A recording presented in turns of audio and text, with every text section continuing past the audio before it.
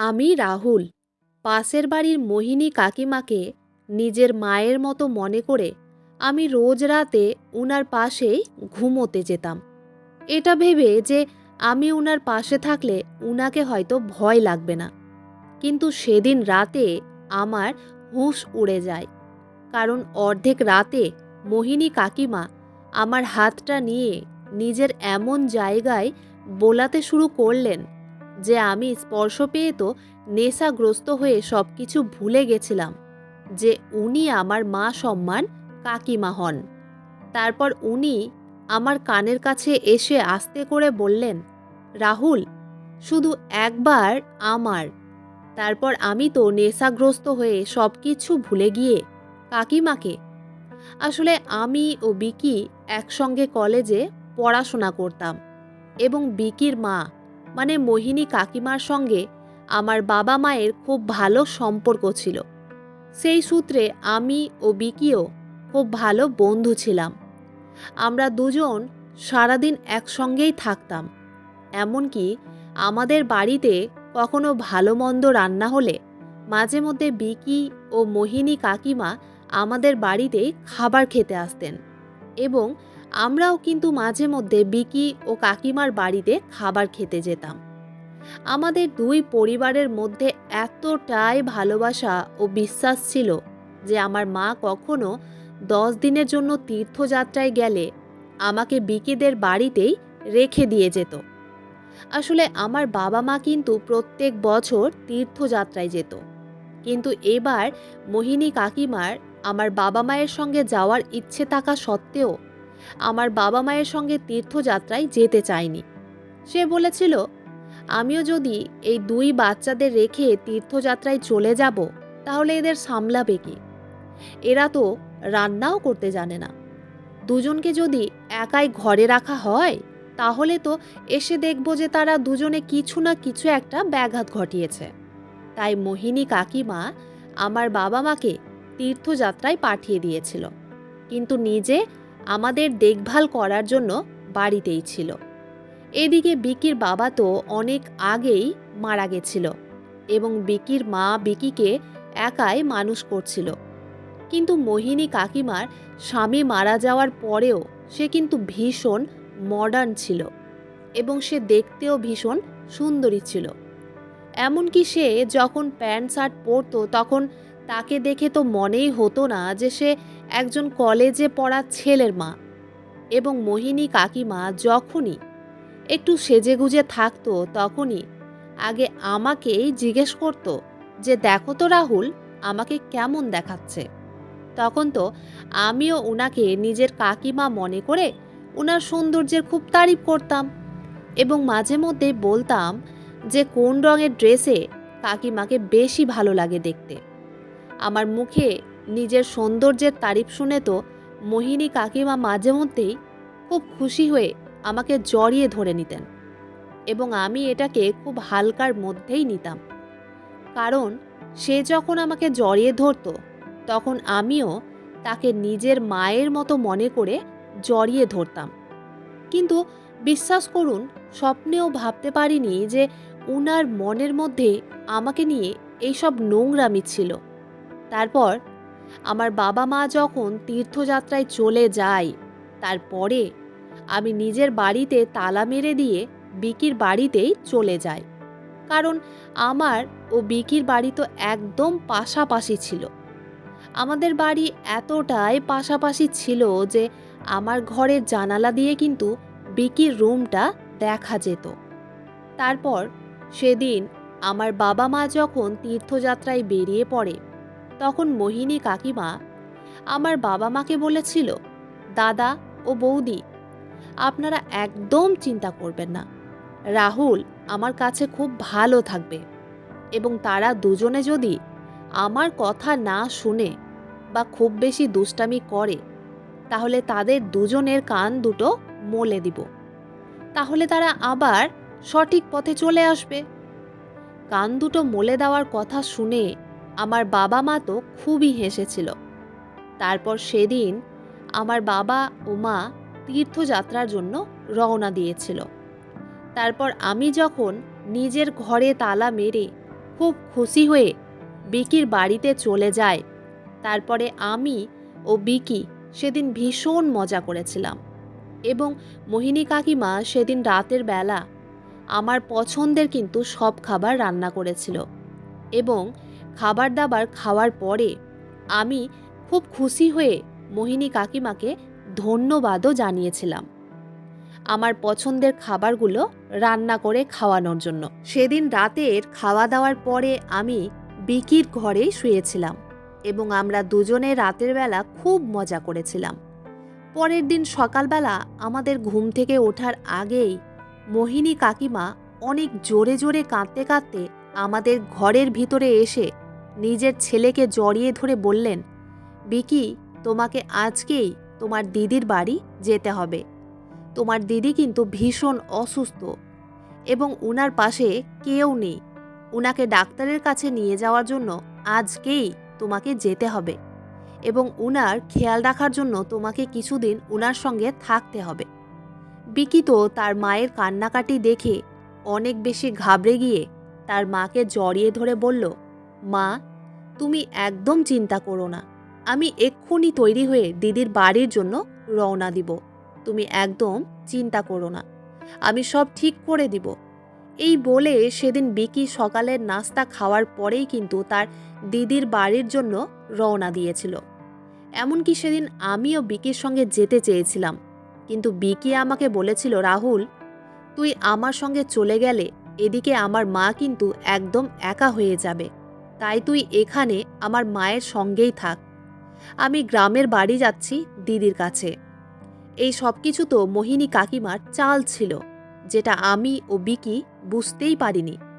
উনি তো ইচ্ছে করে বিকিকে গ্রামের বাড়িতে কিছুদিনের জন্য পাঠিয়ে দিয়েছিলেন, যাতে উনি আমার সঙ্গে নিজের মনের ইচ্ছেগুলো পূরণ করতে পারেন। সেদিন বিকির চলে যাওয়ার পরে কিন্তু আমি মোহিনী কাকিমার মুখে কোনো দুঃখ বা কষ্ট দেখতে পাইনি, যতটা সকালবেলা দেখেছিলাম। তারপর দুপুরের খাওয়া দাওয়ার পরে মোহিনী কাকিমা আমার ঘাড়ে হাত দিয়ে বললেন, রাহুল, আজ আমরা দুজনে সিনেমা দেখতে যাব। আমি দুটো সিনেমার টিকিট বুক করেছি। আমি তো কাকিমার কথা শুনে অনেক বেশি আশ্চর্য হয়েছিলাম, কারণ আজ সকালেই উনি যেইভাবে কান্নাকাটি করেছিলেন, সেই আফসোস ও দুঃখ তো বিকির চলে যাওয়ার পরে উনার মুখে আমি একটুও অনুভব করতে পারিনি। বরঞ্চ বিকির চলে যাওয়ার পরে তো আমার এমনটাই মনে হচ্ছিল যে বিকির মা ভীষণ খুশি ছিল। এমনকি সে আমার সঙ্গে সিনেমা দেখতে যাওয়ার জন্য আগে থেকেই দুটো সিনেমার টিকিট বুক করে রেখেছিল। আমি তো কিছুই বুঝতে পারছিলাম না যে কাকিমা কেন এরকমটা করছিল। তারপর সেদিন বাধ্য হয়ে আমাকে কাকিমার সঙ্গে সিনেমা দেখতে যেতে হয়েছিল। এমনকি সিনেমা দেখতে যাওয়ার আগে তো সে আমার সঙ্গে এমন হাবভাব করছিল যে মনে হচ্ছিল যেন আমি তার প্রেমিক এবং সে আমার প্রেমিকা। এমনকি সে বারবার আমাকে একটাই কথা জিজ্ঞেস করছিল যে, রাহুল, আমাকে কেমন লাগছে দেখতে। এমনকি সেদিন সে একটা অনেক ছোট ড্রেস পরেছিল, যেটা দেখে আমার মোটেও ভালো লাগেনি, কারণ আমি তো উনাকে নিজের মায়ের মতোই মনে করতাম। এমনকি বিকির চলে যাওয়ার পরে আমি যতবার উনাকে কাকিমা বলে ডাকতাম, ততবার উনি আমাকে বলতেন, রাহুল, তুমি আমাকে বারবার কাকিমা বলে ডেকো না তো, আমার একদম ভালো লাগে না, তাই তুমি আমার নাম ধরেই ডাকবে। বিকির চলে যাওয়ার পরে উনার এইসব আজব ও অদ্ভুত ব্যবহার দেখে তো আমি নিজেই খুব আশ্চর্য ছিলাম। এমনকি সেদিন সিনেমা দেখে আসার পরে আমি যখন বিকির ঘরে ঘুমোতে যাই, তখন মোহিনী কাকিমা বললেন, আজ আমিও তোমার পাশেই এই ঘরে ঘুমাবো আর দুজনে মিলে খুব গল্প করব। আমি তখন ওনার কথা শোনার পরে কিছুক্ষণ মুখটাকে নিচু করে বাধ্য হয়ে মাথা নাড়িয়ে হ্যাঁ বলেছিলাম। তারপর উনি যখন আমার পাশে এসে ঘুমিয়েছিলেন, তখন আমার কিন্তু মোটেও ভালো লাগেনি, কারণ এমনিতেই উনি একটা নোংরা জামা পরে আমার ঘরে ঘুমোতে এসেছিলেন। তারপর আমি কাকিমাকে বললাম, কাকিমা, আপনি বিছানাতেই শুয়ে পড়েন, আমি সোফাতে শুয়ে যাব। কাকিমা তখন আমার হাত ধরে বললেন, আরে রাহুল, তুমি সোফাতে কেন ঘুমাবে? এত বড় বিছানা থাকতে? এসো, আমরা দুজনে একসঙ্গে এই বিছানাতেই ঘুমাবো, কোনো অসুবিধা হবে না। তারপর কাকিমার কথা শুনে আমি তো বিছানার একটা কোণায় সেটে অন্যদিকে মুখ ঘুরিয়ে গায়ে চাদর ঢাকা দিয়ে চুপচাপ শুয়ে পড়েছিলাম। তারপর অর্ধেক রাতে মনে হলো আমার চাদরের উপরেই কেউ যেন হাত বোলাচ্ছে। তারপর চোখ খুলে দেখি মোহিনী কাকিমা তো আমাকে জড়িয়ে ধরেছিলেন।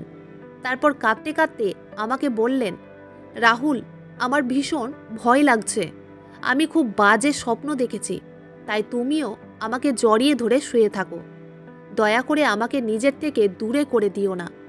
এই জন্যই তো আমার ছেলে বিকি তোমাকে নিজের সঙ্গে নিয়ে যায়নি, কারণ বিকি খুব ভালো করে জানে যে আমি রাতের বেলা ভীষণ ভয় পাই, আর এই কারণেই আমি তোমার সঙ্গে এই ঘরে ঘুমোতে এসেছিলাম। আমি তখনও চুপচাপ সব কিছু সহ্য করে যাচ্ছিলাম, শুধুমাত্র উনার চোখের জল দেখে। কিন্তু ভাবতেও পারিনি যে উনার চোখের জলটাও তো মিথ্যে ছিল। পরের দিন সকালবেলা মোহিনী কাকিমার ব্যবহার দেখে আমার আর কিছুই বুঝতে বাকি ছিল না যে উনি আমার থেকে কি চাইছিলেন। পরের দিন দুপুরবেলা মোহিনী কাকিমা স্নান করে একটা হালকা ও পাতলা পিটকাটা নাইটি পরেছিলেন।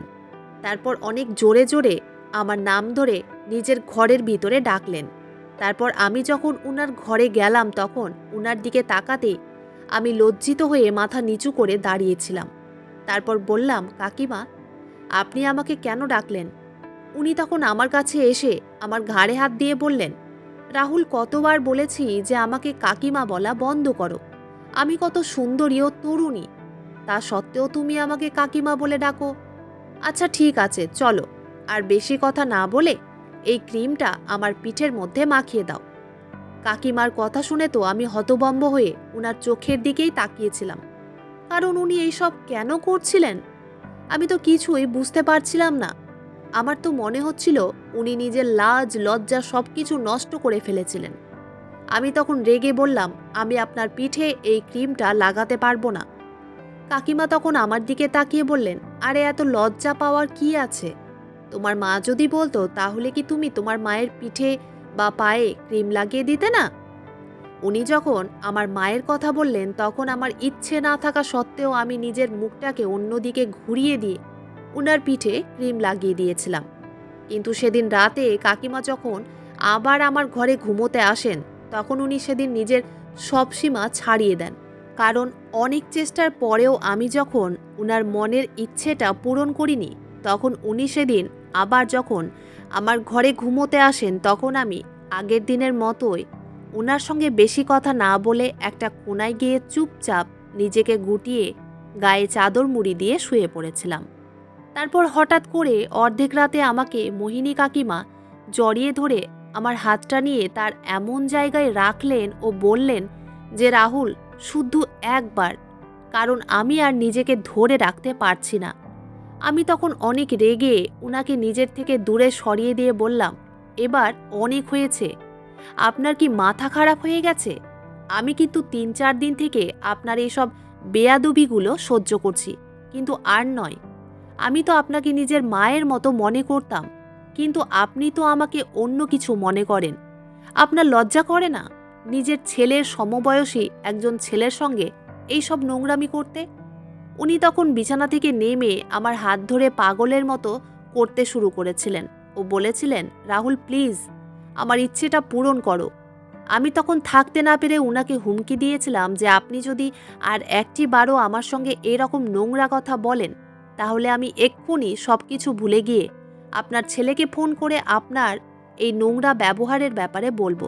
শুধু তাই নয়, আপনি যদি নিজেকে সঠিক পথে না নিয়ে আসেন তাহলে আমি কিন্তু এক্ষুনি আমার বাবা মাকেও ফোন করে আপনার ব্যবহারের ব্যাপারে সব কিছু সত্যি কথা বলবো। আপনি একবার ভেবে দেখেছেন, বিকি যখন আপনার ব্যাপারে এই সব কিছু জানবে তখন আপনাকে ঘৃণা করবে, যেমন আমি এখন আপনাকে ঘৃণা করছি। কেন আপনি আমার সঙ্গে এই রকম ব্যবহার করলেন? আমার কথাগুলো শোনার পরে উনি যখন বুঝতে পারলেন যে কিছুক্ষণের ভোগ ও লালসা পূরণ করার চক্করে উনি তো সব কিছুই শেষ করে ফেলতেন, তখন উনি আমার কাছে ক্ষমা চেয়ে বলেছিলেন, আসলে রাহুল, তুমি অনেক তরুণ ও দেখতেও খুব সুন্দর, তাই আমি ভেবেছিলাম আমার সৌন্দর্যের জালে তোমাকে ফাঁসিয়ে দিয়ে নিজের ভোগ ও লালসা পূরণ করব। কারণ আমিও একজন মানুষ এবং আমারও অনুভূতি বলে কিছু আছে। এত বছর ধরে আমি একাই আছি এবং আমারও ইচ্ছে হয় কারো ভালোবাসা ও আদর পাওয়ার। কিন্তু আমি ভুল ভেবেছিলাম। তুমি তো সেই ধরনের ছেলে নও। তুমি তো খুব সৎ। তাই আমাকে ক্ষমা করে দাও। আর দয়া করে এইসব কথা কখনো কাউকে বলবে না। কারণ আমি তোমাকে কথা দিচ্ছি যে আমি আর কোনোদিন তোমাকে সেরকম নজরে দেখব না। তারপর কাকিমার কথায় ভরসা করে আমি আর এই কথাগুলো কাউকেই বলিনি। নইলে তো এইসব কথা প্রকাশ হয়ে গেলে তো আমাদের দুই পরিবারের মধ্যেই সম্পর্কটা কিন্তু খারাপ হয়ে যেত এবং মোহিনী কাকিমা নিজের ছেলের চোখেও খারাপ হয়ে যেতেন। তাই আমি আর সম্পর্কগুলোকে খারাপ করতে চাইনি এবং সেদিনের পর থেকে সব কিছুই ঠিক ছিল। সেদিনের পর থেকে মোহিনী কাকিমা নিজের ভুল বুঝতে পেরে আমার সঙ্গে আর কোনোদিন এই রকম নোংরা ব্যবহার করেননি। এমনকি একদিন আমি মোহিনী কাকিমাকে পার্সোনালভাবে এটাও বলেছিলাম যে আপনি যদি কাউকে দ্বিতীয় বিয়ে করতে চান তাহলে আমি বিকির সঙ্গে এই ব্যাপারে কথা বলবো এবং একটা ভদ্রলোক খুঁজে বের করে আপনার আবার দ্বিতীয় বিয়ে দিব। মোহিনী কাকিমা তখন আমার কথায় হেসে বলেছিলেন, আমি নিজের ভুল বুঝতে পেরেছি, তাই শুধুমাত্র নিজের ইচ্ছেটা পূরণ করার জন্য আমি আর দ্বিতীয় বিয়ে করতে চাই না। এখন আমাদের মাঝে আগের মতোই আবার সব কিছু ঠিকঠাক হয়েছে এবং আমার বাবা মাও তীর্থযাত্রা থেকে ফিরে এসেছে। বন্ধুরা, আজকের গল্পটি এখানেই শেষ করছি। গল্পতে কোনো ভুল ত্রুটি থাকলে ক্ষমা করে দিবেন। গল্পটি ভালো লাগলে অবশ্যই লাইক, শেয়ার, সাবস্ক্রাইব করতে ভুলবেন না। ধন্যবাদ।